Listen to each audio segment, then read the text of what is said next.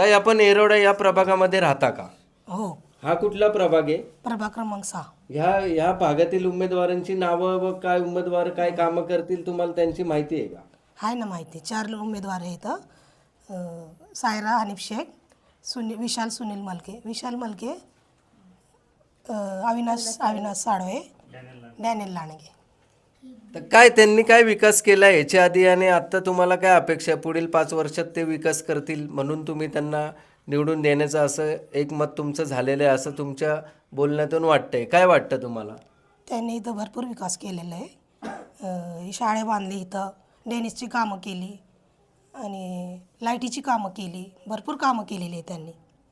आम्हाला त्यांच्याशी लई अपेक्षा आहे. डॅनियल भावांची म्हणजे अविनाश साळवे यांची, सायरा बानो आणि विशाल मलके यांच्या चौघांची आम्हाला अपेक्षा आहे. आपल्या प्रभागामध्ये काय विकास व्हावा काय वाटतं तुम्हाला? आमच्या प्रभागामध्ये हे सारे नाही यायला पाहिजे. ते एसआरए साठी का विरोध आहे तुमचा? जर कधी तुम्हाला हा जो परिसर आहे हा स्लम एरिया आहे, थोडक्यात झोपडपट्टी सारखा एरिया आहे, मग एसआरए बांधल्यानंतर ना चांगले तुम्हाला घरं मिळतील, स्वच्छता मिळेल, मग तुम्ही विरोध का करता एसआरएला? नाही, आम्हाला इथंच पाहिजे. प्रॉपर्टी कार्ड पाहिजे आम्हाला. आमच्या स्वतःच्या घरांचा, स्वतःच्या हक्काचा आम्हाला पाहिजे.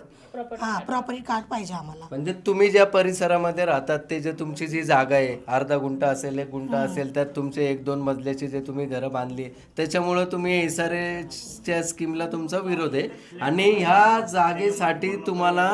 ह्या जागेसंदर्भात तुम्हाला ह्या नगरसेवकांनी ह्या जागेचे तुम्हाला मालक करावे असे तुमचं म्हणणं आहे. हां, आम्हाला ते एक फ्लॅट नको.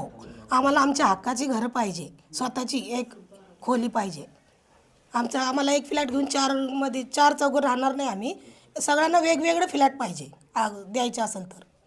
येरोडा प्रभाग क्रमांक 6 मधील आतापर्यंत आम्ही जो फेरफटका मारला आहे त्यांच्या म्हणण्यानुसार ह्या भाग जनतेचं मत असं आहे की आम्हाला एसआरए ही स्कीम नको आहेत. आम्हाला आमचे जी जागा आहे, आमची जी घरं आहेत, त्याच घराचं आम्हाला हक्काचं प्रॉपर्टी कार्ड बनवून देण्यात यावं अशा या भागातील नागरिकांची अपेक्षा आहे आणि ही अपेक्षा आमची हे 4ही नगरसेवक पूर्ण करून देतील म्हणून आम्ही हे 4 पॅनल काँग्रेसचं निवडून देण्याचं ठरवलेलं आहे.